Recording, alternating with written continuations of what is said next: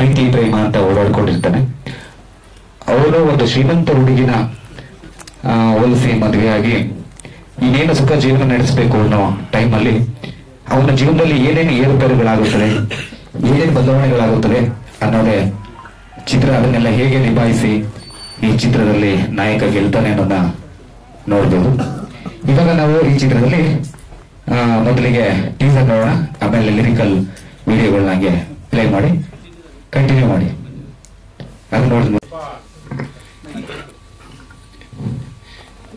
ನಾನು ನಿರ್ದೇಶಕನಾಗಲು ಇದಕ್ಕೆ main reason ಅಂತ ಹೇಳಿದ್ರೆ ಸುನೀಲ್ ಅವರು.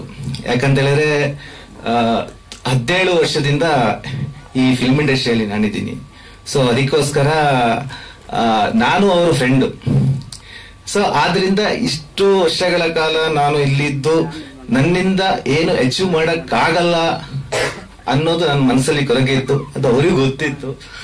ಅವ್ರಿಗೆ ಯಾರೋ ಅವ್ರ ಪರಿಚಯದ ಫ್ರೆಂಡ್ ಪ್ರೊಡ್ಯೂಸರ್ ಸಿಕ್ಕಾಗ ಸೊ ಈಗ ಸಿನಿಮಾ ಮಾಡ್ತಾ ಇದ್ದಾರೆ ಅಂತ ಹೇಳಿದ್ರು. ಸೊ ಆ ಟೈಮಲ್ಲಿ ಒಂದ್ಸಲ ಹೋಗಿ ಮಾತಾಡಿ ಅಂತ ಹೇಳಿದ್ರು. ಸೊ ನಾನು ಹೋಗಿ ಮಾತಾಡಿದೆ. ಪ್ರೊಡ್ಯೂಸರ್ ಒಪ್ಕೊಂಡ್ರು. ಅವರು ಒಂದು ಕತೆ ಕೊಟ್ರು. ಸೊ ಆ ಕತೆನ ನಾನು, ಸುನೀಲು, ಆಮೇಲೆ ಸೂರ್ಯಕಿರಣ್ ರವರು ಕೂತ್ಕೊಂಡು ಚಿತ್ರಕಥೆ ಮಾಡಿ ಅದಕ್ಕೆ ಸಂಭಾಷಣೆ ಮಾಡಿದ್ವಿ. ಸುನೀಲ್ ಮತ್ತೆ ಸೂರ್ಯಕಿರಣ್ ಅವರು ಇದಕ್ಕೆ ಚಿತ್ರಕಥೆ ಮಾಡಿರೋದು. ಮೈನ್ ಆಗಿ ಅವರೆಲ್ಲ ಕೆಲಸಗಳನ್ನ ನಿಭಾಯಿಸ್ತಾ ಹೋದ್ರು. ಸುನೀಲ್ ಅವರು ಎಲ್ಲಿಂದ ಅಂತ ಹೇಳಿದ್ರೆ ಸ್ಟಾರ್ಟಿಂಗ್ ಬಿಗಿನಿಂಗ್ ಮೂವಿ ಶುರುವಾಗೋದ್ರಿಂದ ಎಂಡ್ ಆಗೋದನಕ ಅಂದ್ರೆ ನೆಕ್ಸ್ಟ್ ಸಿನಿಮಾ ರಿಲೀಸ್ ಆಗೋವರೆಗೆ ನನ್ನ ಜೊತೆಗೆ ನಿಂತು ನನ್ನ ಬೆನ್ನೆಲುಬಾಗಿ ನಿಂತಿದ್ದಾರೆ. ಅದಕ್ಕೆ ಸಹಾಯಕವಾಗಿ ನಮ್ಮ ಪ್ರೊಡ್ಯೂಸರ್ ಅವರು ಯಾವುದೇ ಕೊರತೆ ಇಲ್ಲದೆ ಇದನ್ನ ನಿಭಾಯಿಸಿದ್ದಾರೆ. ಸೊ ನೆಕ್ಸ್ಟ್ ಕತೆ ಬಗ್ಗೆ ಏನಿದ್ರು ಸುನೀಲ್ ಅವರು ಮಾತಾಡ್ತಾರೆ. ಅದೇ ರೀತಿ ನಮ್ಮ ತಂಡದ ಎಲ್ಲಾ ಆರ್ಟಿಸ್ಟ್ಗಳಾಗ್ಲಿ ಟೆಕ್ನಿಷಿಯನ್ಗಳಾಗ್ಲಿ ನನ್ಗೆ ಪೂರ್ಣ ಪ್ರಮಾಣವಾದ ಬೆಂಬಲವನ್ನು ಕೊಟ್ಟಿದ್ದಾರೆ. ಅಂದ್ರೆ ಯಾವುದೇ ರೀತಿಯ ಸಮಸ್ಯೆಯನ್ನ ಮಾಡಿಲ್ಲ. ಎಲ್ರು ನಗ್ನಗ್ತಾ ಒಂದು ಫ್ಯಾಮಿಲಿ ಇದ್ದಂಗೆ ಈ ಶೂಟಿಂಗ್ ನ ಮುಗಿಸಿದ್ವಿ. ಸೊ ಆಯಾಯ ಆರ್ಟಿಸ್ಟ್ಗಳು ಅವ್ರಿಗೆ ತಕ್ಕ ಕ್ಯಾರೆಕ್ಟರ್ಗಳನ್ನ ಅದಕ್ಕೆ ತಕ್ಕನಾಗಿ ಅದಕ್ಕೆ ಏನು ಜೀವ ತುಂಬಿ ನಟಿಸಿದ್ದಾರೆ. ಸೊ ಇದರಿಂದ ನಂಗೇನು ದೊಡ್ಡ ಕಷ್ಟ ಅಂತ ಏನು ಆಗಿಲ್ಲ. ಸೊ ಈ ಸಿನಿಮಾ ತುಂಬಾ ಚೆನ್ನಾಗಿ ಬಂದಿದೆ. ಲವ್ ಕಮ್ ಒಂದು ಫ್ಯಾಮಿಲಿ ಸಬ್ಜೆಕ್ಟ್ ಅಂತ ಹೇಳ್ಬೋದು. ಅಂದ್ರೆ ಈ ಸಿನಿಮಾ ತುಂಬಾ ಫ್ಯಾಮಿಲಿ ಆಡಿಯನ್ಸಿಗೆ ಇದನ್ನ ತುಂಬಾ ಇಷ್ಟಪಡ್ತಾರೆ. ಸೊ ಅಂದ್ರೆ ಒಂದು ಐ ಥಿಂಕ್ ನಮಗೆ ನಮ್ಮ ಪ್ರೊಡ್ಯೂಸರ್ ಅವರು 2 ಸಿನಿಮಾಗಾಗುವಂತ ಕಥೆನ ಕೊಟ್ರು. ಸೊ ಇದನ್ನ ನಾವು ಒಂದ್ ಸಿನಿಮಾಕ್ಕೆ ಮಾಡಿದ್ದೀವಿ. ಇದು ಒಂದ್ ಸಿನಿಮಾ ಮಾಡ್ಬೇಕಾದ್ರೆ ಎಷ್ಟು ಕಷ್ಟ ಆಯ್ತು ಅಂತ ಸುನೀಲ್ ಅವ್ರಿಗೆ ಗೊತ್ತು. ಸೊ ಹಾಗೆ ಇದನ್ನ ನಾವು ಈ ಸಿನಿಮಾ ಕಂಪ್ಲೀಟ್ ಮಾಡಿ ಫೆಬ್ರವರಿ 21ಕ್ಕೆ ರಿಲೀಸ್ ಮಾಡ್ಬೇಕಂತ ಅನ್ಕೊಂಡಿದೀವಿ. ರಿಲೀಸ್ ಆಗುತ್ತೆ. ಸೊ ಇದಕ್ಕೆ ನೆಕ್ಸ್ಟ್ ಇದನ್ನ ಜನರಿಗೆ ತಲುಪಿಸ್ಬೇಕಾಗಿ ಅಂತ ನಿಮ್ಮ ಹತ್ರ ಕೇಳ್ಕೊಳ್ತೀನಿ. Thank you so much.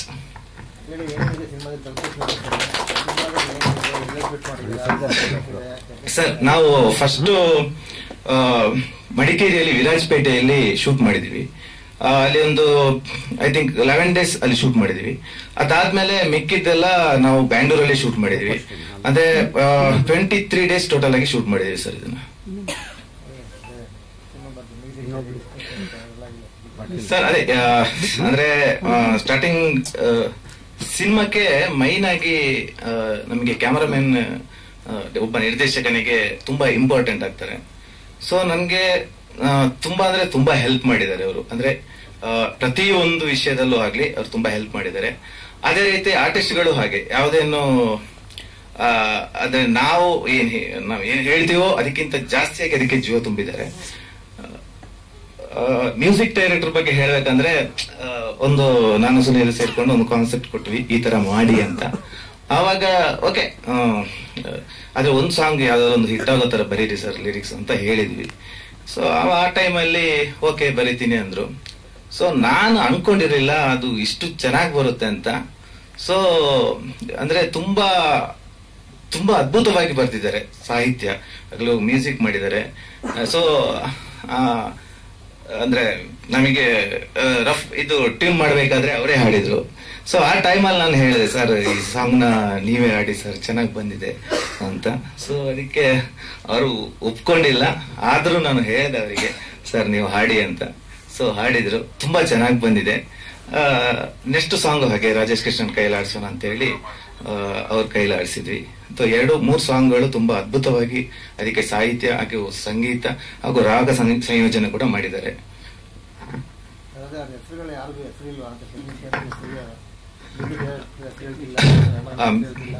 Okay, music director ಬಂದ್ಬಿಟ್ಟು ಸಾಯಿ ಸರ್ವೇಶ್ ಅವರು. ಇದ್ರಲ್ಲಿ 3 ಹಾಡಿದೆ. ಒಂದು ಸಾಯಿ ಸರ್ವೇಶ್ ಅವರು ಹಾಡಿದ್ದಾರೆ, ಇನ್ನೊಂದು ವಿ ಸಮರ್ಥ್, ಇನ್ನೊಂದು ರಾಜೇಶ್ ಕೃಷ್ಣನ್. ನಮ್ technician first cameraman Jeevan Gowda ಅವರು, ಅದಾದ್ಮೇಲೆ ಎಡಿಟರ್ ಕೀರ್ತಿರಾಜು, ಅದಾದ್ಮೇಲೆ ಪ್ರೊಡ್ಯೂಸರ್ ನಾಗರಾಜ್ ಮುಳುಗುಂದ್ ಅವರು, ನಮ್ಮ ಆರ್ಟಿಸ್ಟ್ ನಾಗೇಶ್ ಮಯ್ಯ ಹಾಗೂ ಪದ್ಮಜರ್ ಅವರು, ಆಮೇಲೆ ಬಾಲರಾಜವಾಡಿ ಅವರು, ಹಾಗೆ ಸುನೀಲ್, ಖುಷಿ, ಪ್ರಿಯಗೌಡ, ಇಷ್ಟು ಜನ ಇದ್ದಾರೆ. ಇದ್ರ ಜೊತೆಗೆ ನಮಗೆ ಸಪೋರ್ಟಿವ್ ಆಗಿ ಸುಧಾಕರ್ ಬಂದಂಜೆ, ಆಮೇಲೆ ಎಲ್ಲ ಮ್ಯಾನೇಜರ್ ಆಗಿ, ಪ್ರೊಡಕ್ಷನ್ ಮ್ಯಾನೇಜರ್ ಆಗಿ ಪ್ರದೀಪ್ ಭಟ್ರು ಅವರು ಇದ್ದಾರೆ. ನಮ್ಮ ಡೈರೆಕ್ಷನ್ ತಂಡದಲ್ಲಿ ವಿಜಯ್ ಕೃಷ್ಣ, ಕೀರ್ತಿರಾಜ್ ಅಂದ್ರೆ ನಮ್ಮ ಎಡಿಟರ್ ಅವರು ನಮ್ಮ ಜೊತೆನೆ ವರ್ಕ್ ಮಾಡಿದ್ರು. ಅದಾದ್ಮೇಲೆ ಮಧು ಅಂತ ಒಬ್ರು ಮಾಡಿದ್ರು ಸರ್.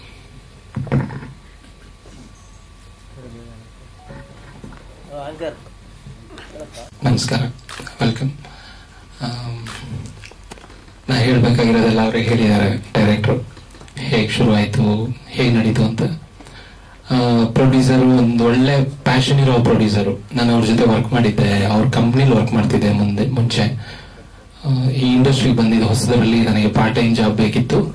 ಆ ಟೈಮಲ್ಲಿ ಅವರು ಸ್ಕೇಲ್ ಕಂಪ್ನಿಯಲ್ಲೇ ವರ್ಕ್ ಮಾಡ್ತಿದ್ದೆ ನಾನು ಪಾರ್ಟ್ ಟೈಮ್ ಆಗಿ. ಸೊ ಸಿನಿಮಾ ಮಾಡ್ತೀನಿ ಅಂತ ಹೇಳಿದ್ರು. ಮೊದಲಿಗೆ ನಾನೇ ಮಾಡಬೇಡಿ ಅಂತ ಹೇಳಿದ್ದು ಅವ್ರಿಗೆ.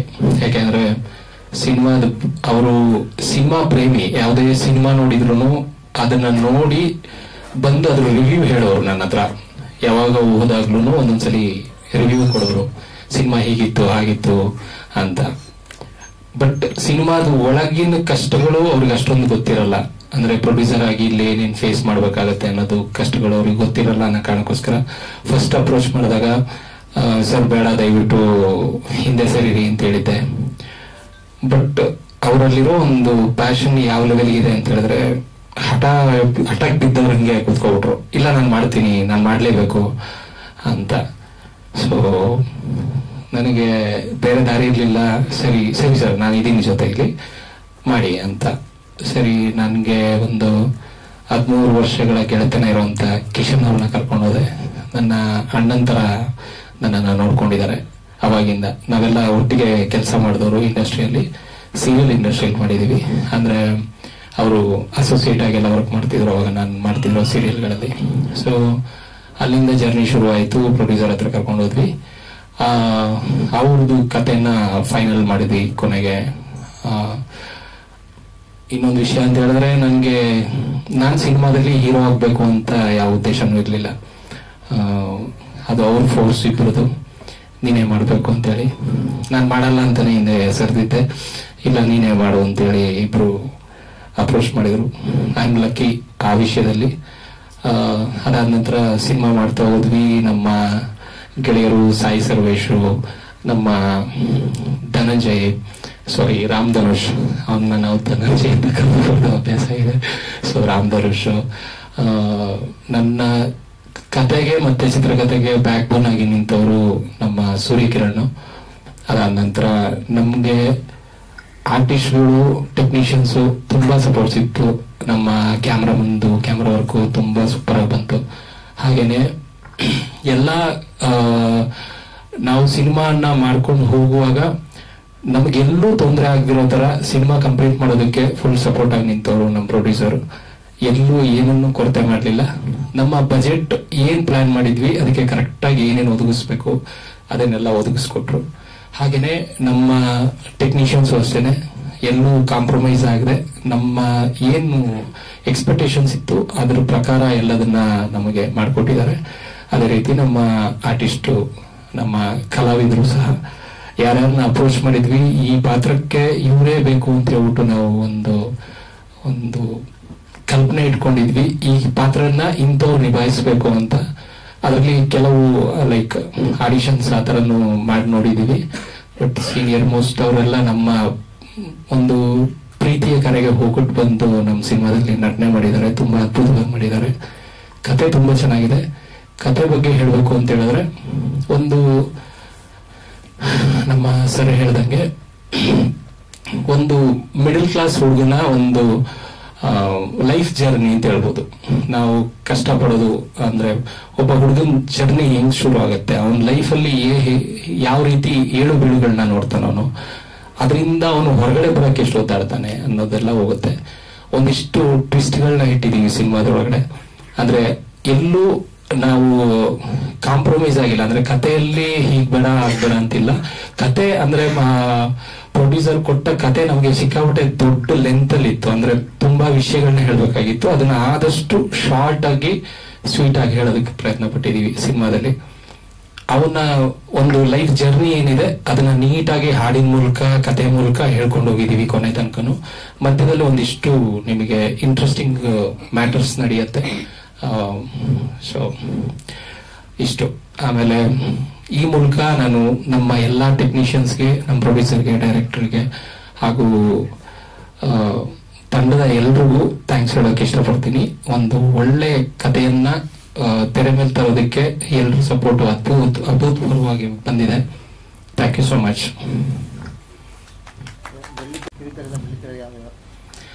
ಸರ್, ನಾನು ಇದ್ರ ಹಿಂದೆ ಹೀರೋ ಆಗಿ ಮಾಡಿದ್ದೀನಿ ಸರ್.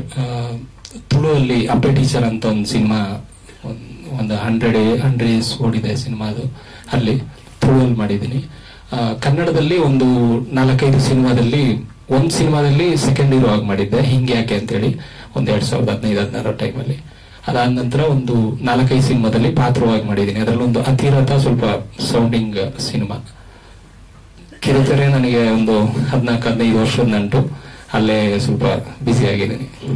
ಕನ್ನಡದಲ್ಲಿ ಮೊದಲನೇ ಬಾರಿಗೆ ಒಂದು ಮೈನ್ ಲೀಡ್ ಆಗಿ ಇಲ್ಲಿ ಸಿನಿಮಾದಲ್ಲಿ ಕಾಣಿಸ್ಕೊತಾ ಇದ್ದೀನಿ.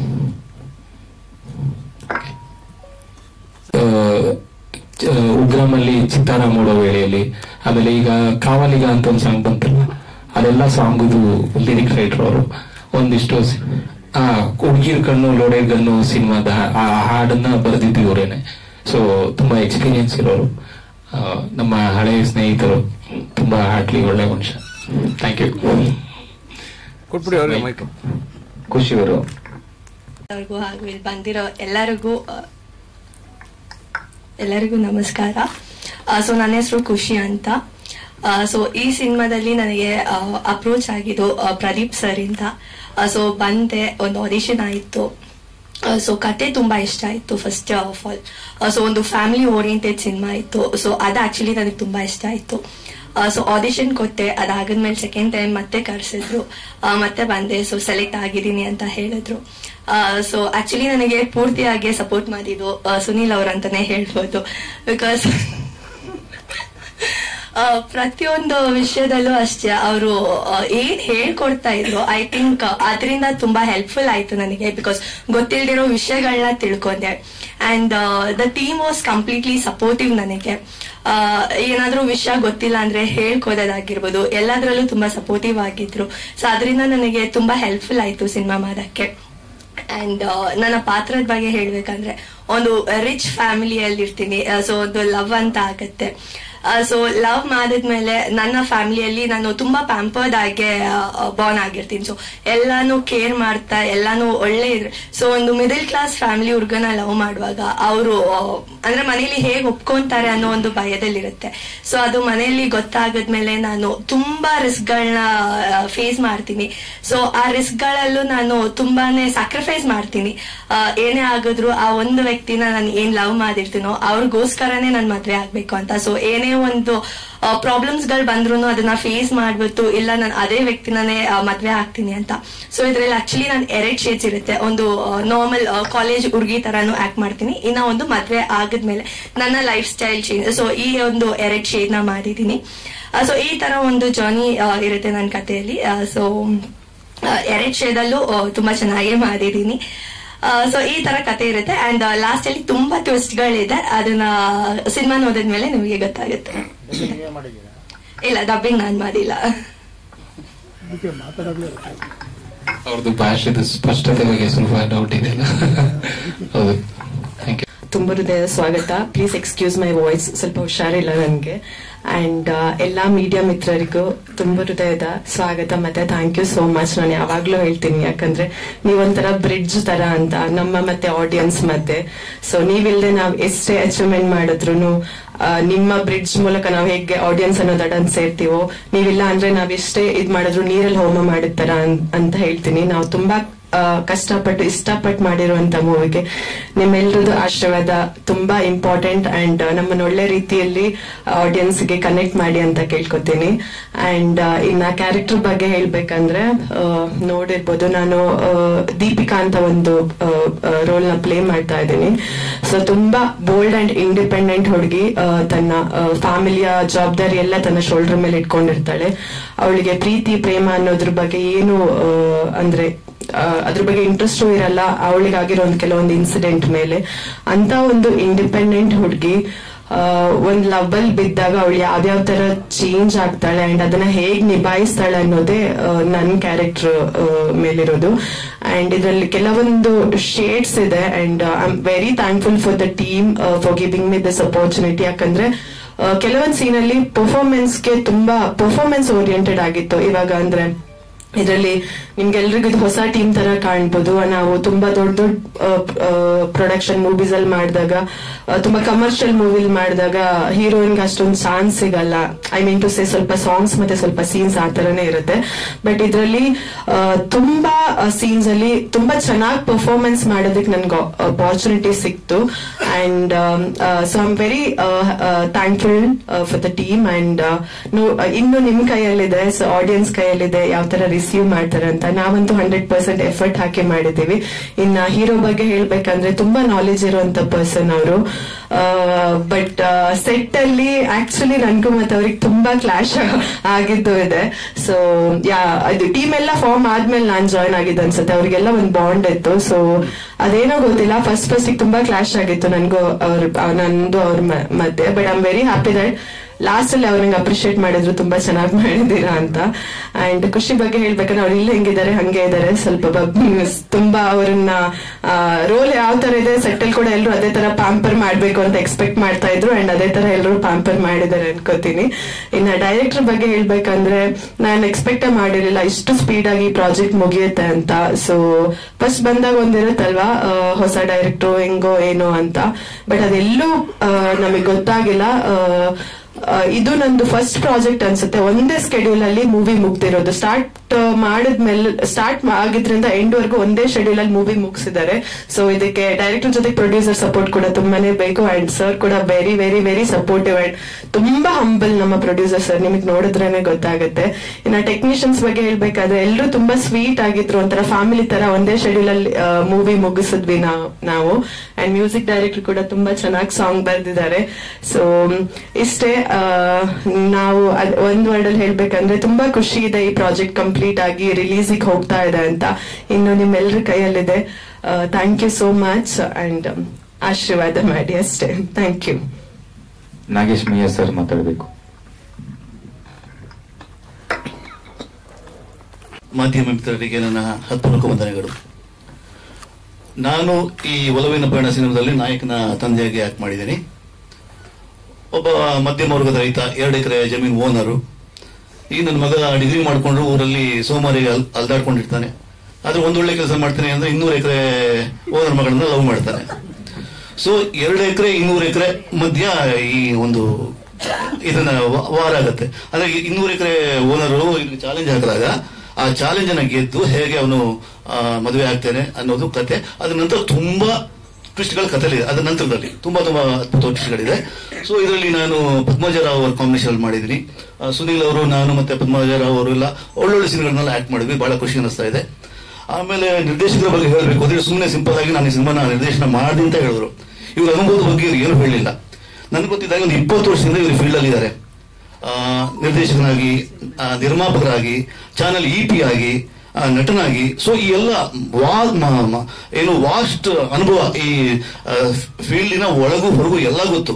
ಬಟ್ ತುಂಬಾ ಸೌಮ್ಯವಾಗಿ ನನಗೇನು ಗೊತ್ತಿಲ್ಲ ಅನ್ನೋ ಥರ ಮಾತಾಡಿದ್ರು.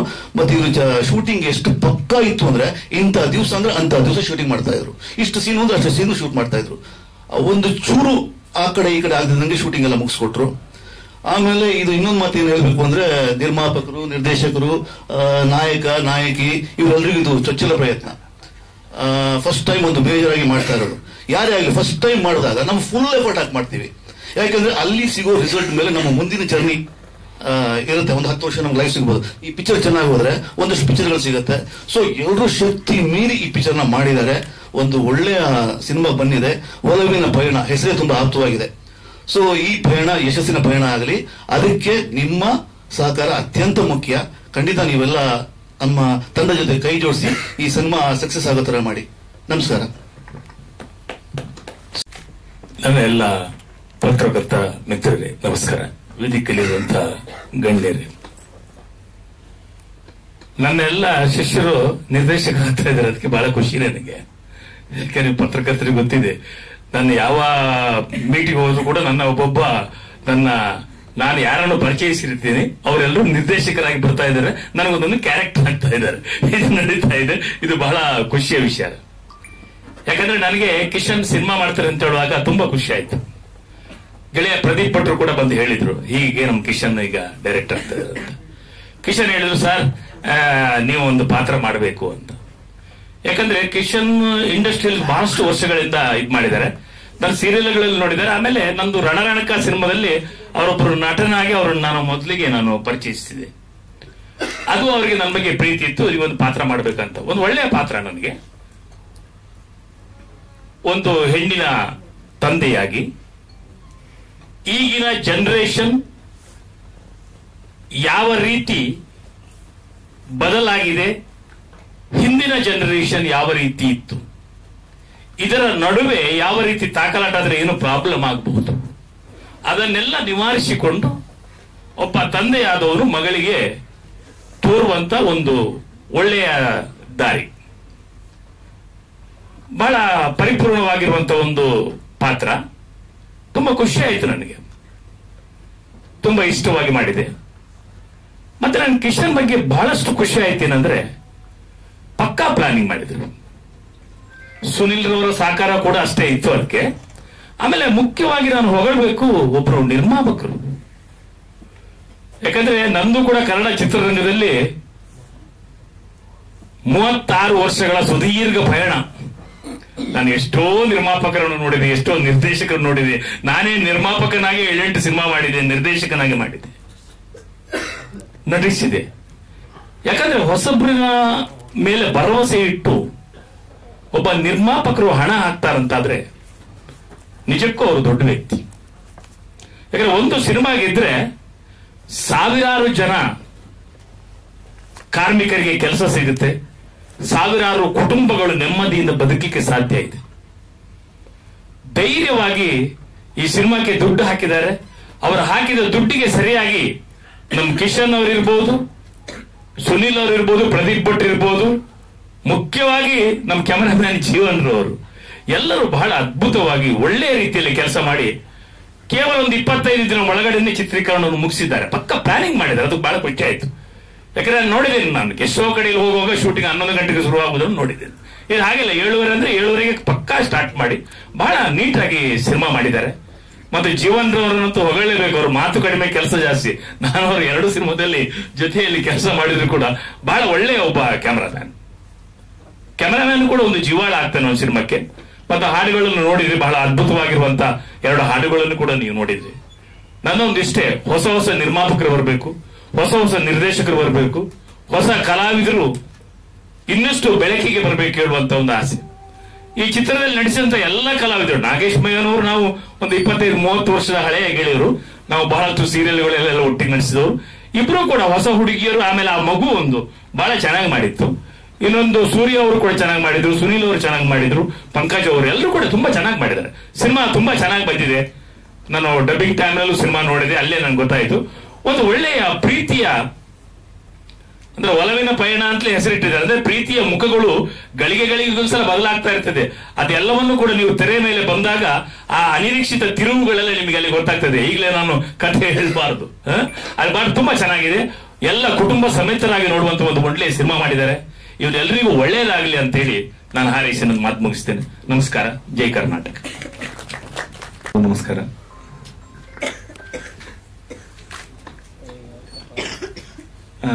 ಸಿನಿಮಾ ಕತೆ ತುಂಬಾ ಚೆನ್ನಾಗಿದೆ. ಸಿನಿಮಾದಲ್ಲಿರೋ ಎಲ್ರೊಂದು ಒಳ್ಳೆಯ ಮನಸ್ಸಿರುವಂತ ಒಂದು ತಂಡ ಅಂತ ಹೇಳ್ಬೋದು. ನನಗೊಂದು ಅವಕಾಶ ಸಿಕ್ಕಿದೆ ಈ ಸಿನಿಮಾದಲ್ಲಿ ಕೆಲಸ ಮಾಡೋದಕ್ಕೆ ಸುನಿಲ್ ಅವ್ರ ಕಾರಣ. ನನ್ನ ಹೆಸರು ಹೇಳ್ಬೇಡಿ ಅಂತಿದ್ದಾರೆ. ಇರೋದನ್ನ ಇಲ್ಲದೆ ಇರೋದಕ್ಕೆ ಇರೋದನ್ನೇ. Thank you so much. ಈ ಅವಕಾಶ ಕೊಟ್ಟೋದಕ್ಕೆ ಥ್ಯಾಂಕ್ ಯು.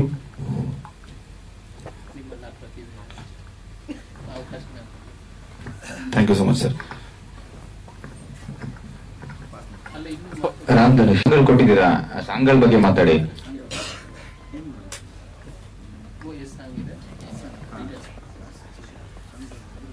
ನನಗೆ ಮೈಕ್ ಕೊಟ್ರೆ ಒಂಚೂರು ಕಷ್ಟ ಮಾತಾಡೋದು. ಹಾಡು ಅಂದ್ರೆ ಓಕೆ, ಬಟ್ ಇದು ಮಾತಾಡೋದು ಕಷ್ಟ. ಹಂಗಾಗಿ ಏನು ಎದುರುಗಡೆ ಎಲ್ಲರೂ ನೋಡ್ತಿರ್ತಾರಲ್ಲ, ಒಂಥರ ಭಯ ಅನ್ನಿಸ್ತಾ ಇರುತ್ತೆ. ಹಾಗಾಗಿ ಬರೀ ಕೆಲಸ ಮಾಡೋದು ಮಾತ್ರ ಗೊತ್ತು. ಏನು ಅನ್ಕೋಬೇಡಿ, ದಯವಿಟ್ಟು ಕ್ಷಮಿಸಿ. ಈ ಸಿನಿಮಾದಲ್ಲಿ 3 ಹಾಡುಗಳಿದೆ. ಒಂದು ಲವ್ ಸಾಂಗ್ ಇದೆ, ಇನ್ನೊಂದು ಫ್ಯಾಮಿಲಿ ಸಾಂಗ್ ಇದೆ, ಒಂಥರ ಇನ್ನೊಂದು ಪ್ಯಾಥೋ ಸಾಂಗ್ ಇದೆ. ಸೊ ನಮ್ಮ ಪ್ರೊಡ್ಯೂಸರ್ ಸಹಕಾರ ತುಂಬಾ ಅದ್ಭುತವಾಗಿತ್ತು. ಹಾಗಾಗಿ ಎಲ್ಲ ಹಾಡುಗಳು ಒಳ್ಳೆಯ ರೀತಿಯಲ್ಲಿ ಬರೋದಕ್ಕೆ ಕಾರಣ ಆಯ್ತು. ನಮ್ಮ ನಿರ್ದೇಶಕರು ಅದ್ಭುತವಾಗಿ ಕೆಲಸ ಮಾಡಿದ್ದಾರೆ. ಸೊ ಇಷ್ಟೇ. ಇದನ್ನ ದಯವಿಟ್ಟು ಎಲ್ರಿಗೂ ತಲುಪಿಸಿ ನಮ್ಮಂತ ಹೊಸ ಟೀಮ್ಗೆ ಸಹಕಾರ ನೀಡಿ. Thank you so much.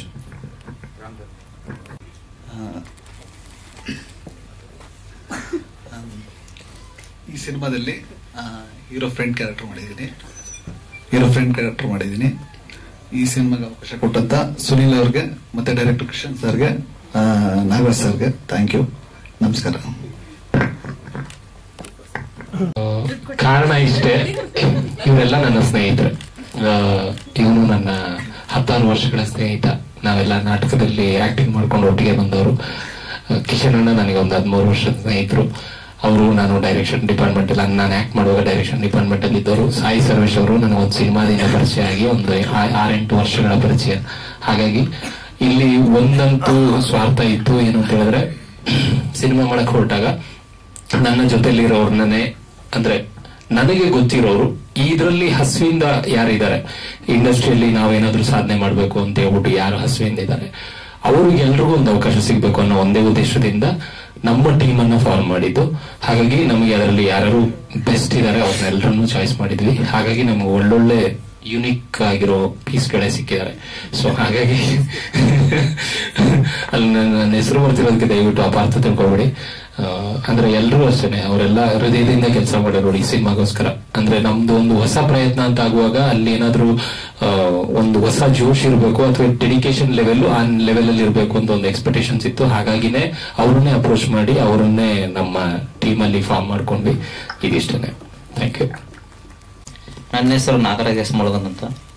ನಾನು ಒಬ್ಬ ಬಿಸ್ನೆಸ್ ಮ್ಯಾನ್. ಸ್ಟಾರ್ಟಿಂಗ್ ಬೆಂಗಳೂರಿಗೆ ಬಂದಾಗ ಫಿಲಮ್ ನೋಡೋ ಹುಚ್ಚು ತುಂಬಾ ಇತ್ತು ನನಗೆ. ಫಿಲಮ್ ನೋಡ್ತಾ ನೋಡ್ತಾ ಇದು ಈಗಿದ್ರೆ ಚೆನ್ನಾಗಿರ್ತಾ ಇತ್ತು, ಈಗ ಬರಬಾರ್ದಾಗಿತ್ತು ಅಂತ ನನ್ನ ಅನಿಸಿಕೆಗಳನ್ನ ನಾನೇ ಅನ್ಕೊಂತಾ ಇದ್ದೆ. ಅದು ಹಾಗೆ ತರ ನಡೀತಾ ಇತ್ತು. ಸೊ ನನ್ನಲ್ಲಿ ಒಂದು ಕತೆ ಇತ್ತು, ಅದನ್ನ ಮಾಡೋಣ ಅಂದಾಗ ಸುನೀಲ್ ಅವರು ನನಗೆ 15 ವರ್ಷದಿಂದ ಪರಿಚಯ. ಅವ್ರಿಗೆ ಹೇಳಿದೆ ಈ ತರ ಫಿಲಮ್ ಮಾಡೋಣ ಅಂತ. ಅವರು ಬೇಡ ಅಂತಾನೆ ಹೇಳಿದ್ದು ಸ್ಟಾರ್ಟಿಂಗ್ ಅಲ್ಲಿ. ಇದರಲ್ಲೆಲ್ಲ ತುಂಬಾ ಕಷ್ಟ ಇದೆ, ಹಂಗೆ ಹೆಂಗಂತ. ನನಗೆ ಅನುಭವ ಇಲ್ಲ ಇದರಲ್ಲಿ ಏನೇನು. ಆಮೇಲೆ ಇಲ್ಲ ನಾನು ಮಾಡ್ಲೇಬೇಕು ಅಂತ ಹಠ ಹಿಡಿದಾಗ ಅವರು ಡೈರೆಕ್ಟರ್ನ ಪರಿಚಯ ಮಾಡಿಸ್ಬಿಟ್ರು. ಡೈರೆಕ್ಟರ್ ಮುಖಾಂತರ ಒಬ್ಬೊಬ್ಬರೇ ಪರಿಚಯ ಆಗಿಬಿಟ್ಟು ಫಿಲಮ್ ಅನ್ನು ಫುಲ್ ಮುಗಿಸಿದೀವಿ. ಇವಾಗ ರಿಲೀಸ್ ಅಂತ ಬಂದಿದೆ. ಸೊ ನನಗೆ ಇದೇ ಫಸ್ಟ್ ಟೈಮ್ ನಾನು ಮೈಕ್ ಹಿಡಿದಿರೋದು. ನಾನು ಸ್ಟೇಜ್ ಮೇಲೆ ಕೂತಿರೋದು ಇದೇ ಫಸ್ಟ್. ದಯವಿಟ್ಟು ಯಾರು ತಪ್ಪು ತಿಳ್ಕೋಬೇಡಿ, ನನ್ನಲ್ಲಿ ಸ್ವಲ್ಪ ಭಯ ಜಾಸ್ತಿ. ಅದಕ್ಕೋಸ್ಕರ ನನ್ನ ಮಾತನ್ನು ಮುಗಿಸ್ತಾ ಇದ್ದೀನಿ.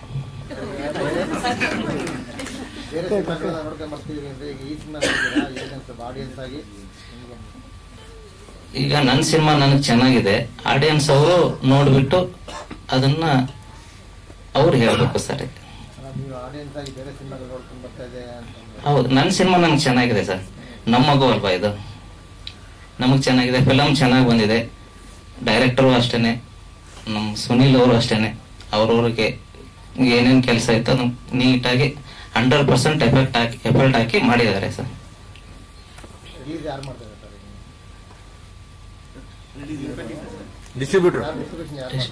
ಹನುಮಂತ್ ಫಿಲ್ಮ್ಸ್ ಅಂತ ಸರ್, ಅವ್ರು ಮಾಡ್ತಾ ಇದ್ದಾರೆ ಸರ್. Okay sir. ಎಲ್ರಿಗೂ ನಮಸ್ಕಾರ. ಮತ್ತು ಪ್ರೊಡ್ಯೂಸರ್ಗೆ, ಡೈರೆಕ್ಟರ್ಗೆ ಮತ್ತು ಆರ್ಟಿಸ್ಟ್ಗೆ ಎಲ್ರಿಗೂ thank you so much. And ಮಾಧ್ಯಮದವ್ರಿಗೂ ಎಲ್ರಿಗೂ ಥ್ಯಾಂಕ್ ಯು ಸೋ ಮಚ್. ನಮ್ಮ ಟೀಮ್ಗೆ ಸಪೋರ್ಟ್ ಮಾಡಿ ಅಂತ ಕೇಳ್ಕೊಂತೀನಿ.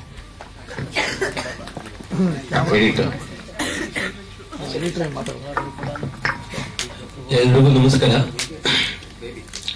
ಮೊದಲನೇದಾಗಿ ನಾನು ಡೈರೆಕ್ಟರ್ಗೆ ಥ್ಯಾಂಕ್ಸ್ ಹೇಳಕ್ ಇಷ್ಟಪಡ್ತೀನಿ. ಈ ಸಿನಿಮಾದಲ್ಲಿ ಒಂದು ಚಾನ್ಸ್ ಕೊಟ್ಟು ಎಡಿಟಿಂಗ್ ಮಾಡಕ್ ಅವಕಾಶ ಮಾಡಿಕೊಟ್ಟಿದ್ದಾರೆ.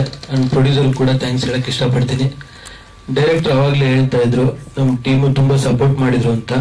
ಆಕ್ಚುಲಿ ಸಪೋರ್ಟ್ ಮಾಡಿದ್ದು ಡೈರೆಕ್ಟರ್ ಎಲ್ಲರ ಜೊತೆನೂ ಫ್ರೀ ಆಗಿ, ಫ್ರೆಂಡ್ಲಿ ಆಗಿ, ತುಂಬಾ ಖುಷಿಯಾಗಿ ವರ್ಕ್ ಮಾಡಿಸ್ತಿದ್ರು. ಸೊ ಅದರಿಂದ ಇಷ್ಟು ಬೇಗ ಕೆಲಸಗಳಾದ, ಬೇಗ ವರ್ಕ್ ಆಯ್ತು ಅಂತ ಹೇಳಕ್ ಇಷ್ಟಪಡ್ತೀನಿ. ಜೊತೆಗೆ direction department Sajjesh, Vijay Krishna sir Madhu ಇದ್ದಾರೆ, ಅವ್ರಿಗೂ ಆಯ್ ಅಂತ ಹೇಳ್ತೀನಿ. ಸೊ ಎಲ್ಲರಿಗೂ ಸಪೋರ್ಟ್ ಮಾಡಿ. Thank you. ಬೇಬಿ, ನನ್ನ ಹೆಸರು ರೀತಿ.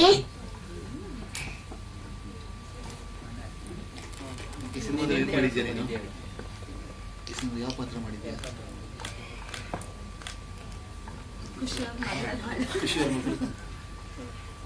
ಖುಷಿ ಇದೆಯಾ?